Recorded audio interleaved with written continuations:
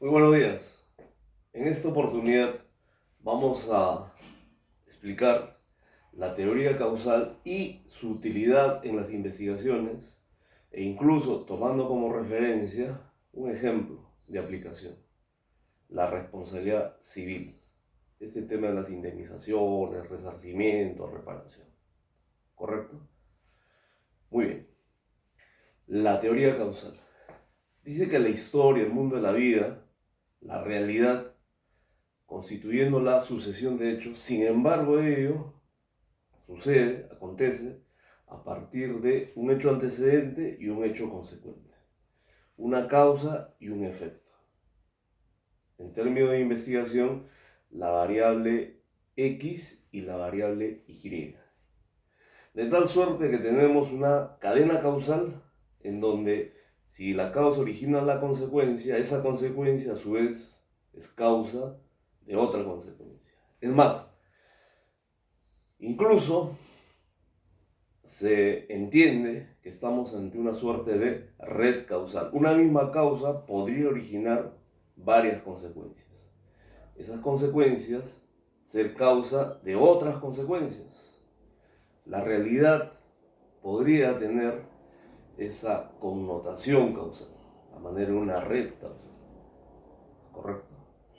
Muy bien. Siendo así, en lo que se refiere a la investigación, precisamente la investigación cuantitativa parte de ese eje investigativo, ¿sí? La relación entre la variable X con la variable Y, la relación entre una causa y un efecto. Y a partir de ello se establecen las características o dimensiones en cada variable y se operacionaliza esas dimensiones desde indicadores, unidades de medida, unidades de medición, punto de referencia en concreto, digamos. ¿Sí?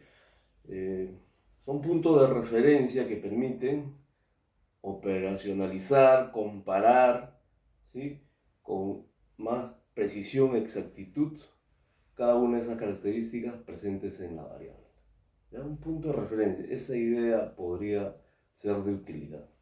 El indicador es un punto de referencia, un punto de comparación, un punto de comprobación.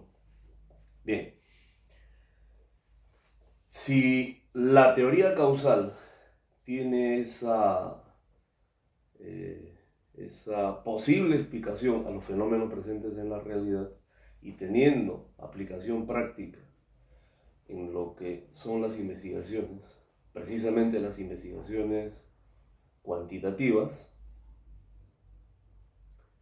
que tendrían pues un desarrollo también en lo referido a investigaciones sociales, económicas. Vamos a tomar como punto de referencia un ejemplo. La responsabilidad civil. Dice que ante determinado acto u omisión, este genera el daño. ¿Correcto? Siendo así, siendo esta la relación causal, ¿sí? Surge la obligación de reparar ese daño que se ha producido. ¿Correcto? Bueno, el hecho antecedente sería el acto u omisión del cual es partícipe, ¿sí? El que ocasiona el daño. Ello genera, como hecho consecuente, el daño material, moral, ¿sí? En quien padece el daño. ¿Correcto? Y de ello se desprende la obligación de resarcir, reparar ese daño que se ha ocasionado. Ya ese es el supuesto. Es más, la legislación civil exige que se pruebe, acredite, ¿sí? La relación causal entre el acto de omisión y el daño que se ha producido. Una manera de comprobar ello podría ser que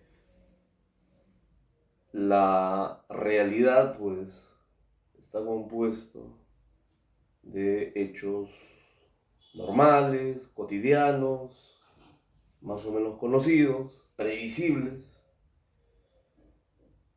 y que más bien lo no cotidiano, lo anormal, lo imprevisible, ¿sí? Este acto u omisión, ¿correcto?, que origine el daño.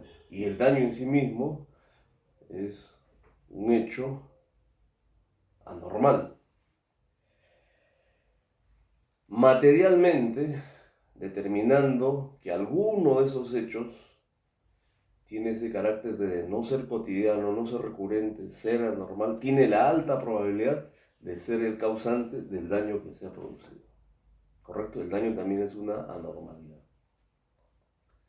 Podría ser un buen punto de partida para determinar esa relación causal entre el hecho antecedente y el hecho consecuente, entre ese acto u omisión y el daño que se ha generado. ¿Correcto? Bien. Si ese es nuestro punto de referencia, nuestro ejemplo, a ver, vamos a darle un desarrollo que permita su comprensión desde la teoría causal, ¿sí? Y a partir de ello, pues cumplir con esta exigencia de la norma civil de establecer el nexo causal. ¿Correcto? Vamos a utilizar la pizarra, hacer este gráfico que exprese lo que estamos planteando y pueda tener un desarrollo. Muy bien, entonces decíamos que tenemos, por un lado, el hecho antecedente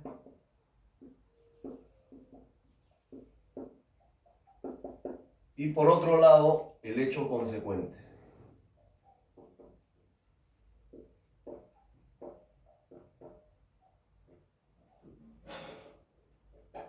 ¿Correcto? Dice que entre ellos debe haber una relación o un nexo causal. Por acá tenemos entonces el acto o la omisión y por el otro lado tendremos el daño. ¿Sí? Y habíamos precisado que este acto u omisión constituye una anormalidad. Y el daño igual tiene similar característica de ser una anormalidad.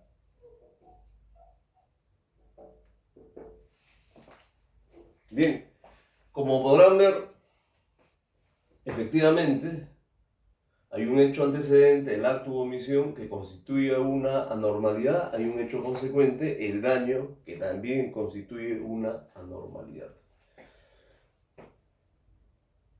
Esta relación causal debe ser probada en un proceso judicial y lo que genera es la responsabilidad civil. O sea, la obligación de reparar el daño que se ha causado, por acto o por omisión. Muy bien. Y la manera de comprobar esa situación es identificando qué acto o qué omisión es la que ha sucedido, ¿correcto? Qué acto ilícito, ¿sí?, se generó, o más bien, qué acto se omitió, debiéndose, ¿correcto?, haber generado. Pero esta parte es importante. Ese acto u omisión debiera constituir una anormalidad, algo no cotidiano, algo que no sucede. Y el daño tiene también esa condición de ser una anormalidad, algo que no sucede.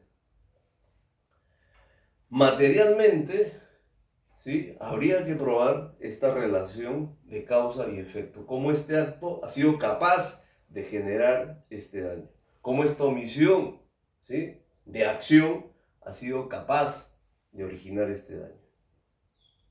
Habiéndose probado ello y con un primer acercamiento desde su condición de ser una anormalidad, ya casuísticamente, de pronto tenemos una herramienta potente para poder evidenciar y probar incluso esta situación que describimos, esta situación causal que describimos.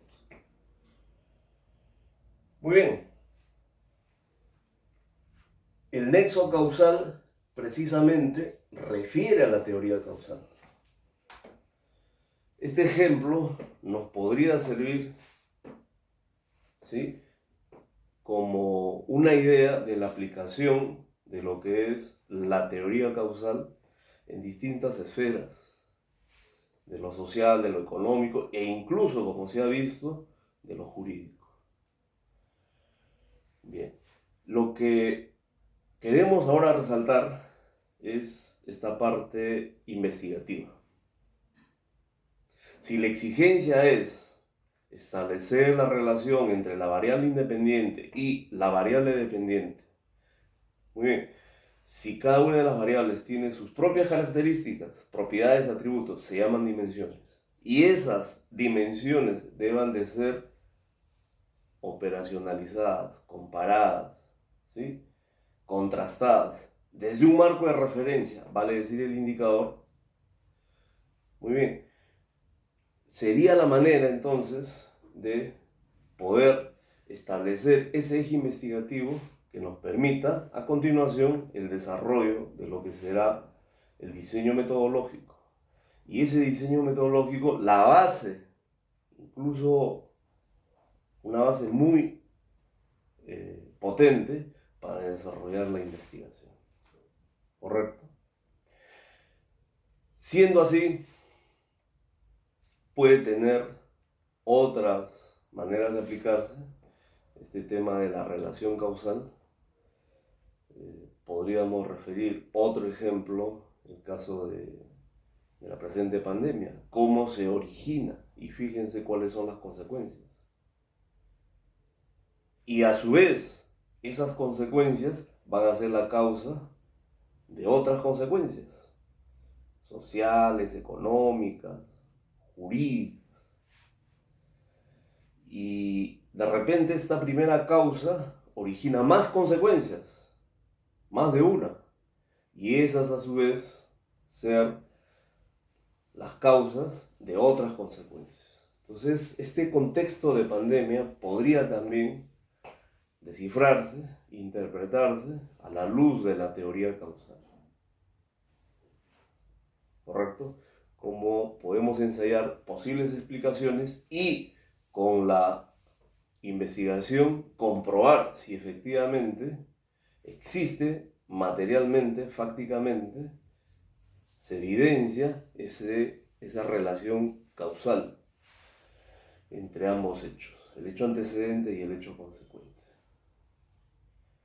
Finalmente, diremos pues que la tarea es la misma, la precisión, la exactitud, ¿sí?, cómo identificamos el fenómeno. Identificado el fenómeno, seamos capaces de interpretar ese fenómeno, de descifrarlo. Siendo así, incluso ser capaces de operar cambios en la realidad, ¿sí?, teniendo el fenómeno descrito con exactitud, con claridad, con precisión, habiendo identificado la variable independiente, la variable dependiente, sus dimensiones, y siendo esas dimensiones contrastadas desde un indicador, desde un criterio, desde una unidad de medida. ¿Ya? Ese nivel de precisión requiere una investigación. Y para ello, la teoría causal, que acá la hemos esbozado en líneas muy generales, podría ser un importante marco de referencia. Hablábamos de la posibilidad de producir cambios. Bien, si tenemos la variable independiente X y la variable dependiente Y, el hecho antecedente, el hecho consecuente, lo que tendríamos es una variable de intervención. Llamémosle la variable Z. ¿Sí? El último recurso que nos queda, bueno, ya, solo por ello, definirla como la variable Z. La variable Z será pues la variable de intervención. Vale decir, en términos metodológicos, nuestra hipótesis, nuestra posible solución, se puso en práctica, en experimentación, en aplicación. Estamos hablando de una investigación experimental donde tiene más peso esta parte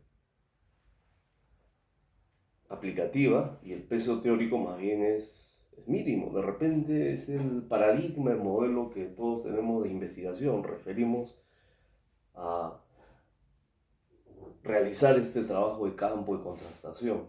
En nuestro imaginario, investigación se asocia a ello. Bueno, sí, es el nivel más elevado de investigación.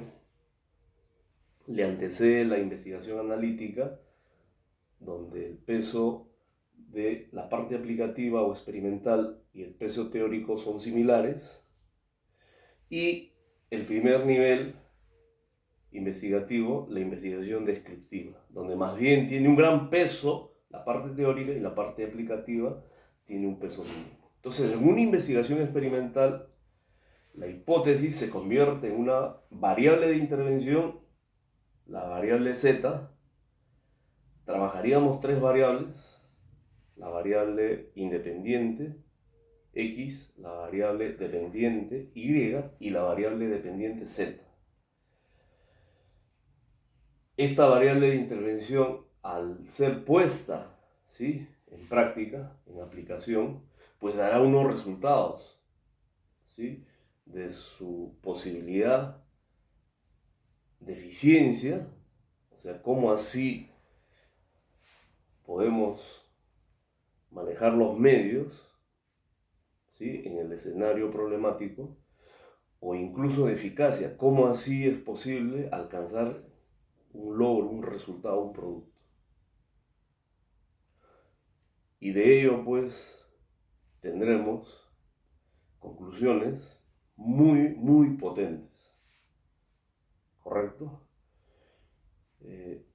Pero, una vez más, ello solo será posible desde el establecimiento de una relación causal. Entonces, queremos un poco llamar la atención sobre este aspecto que podría ser de interés.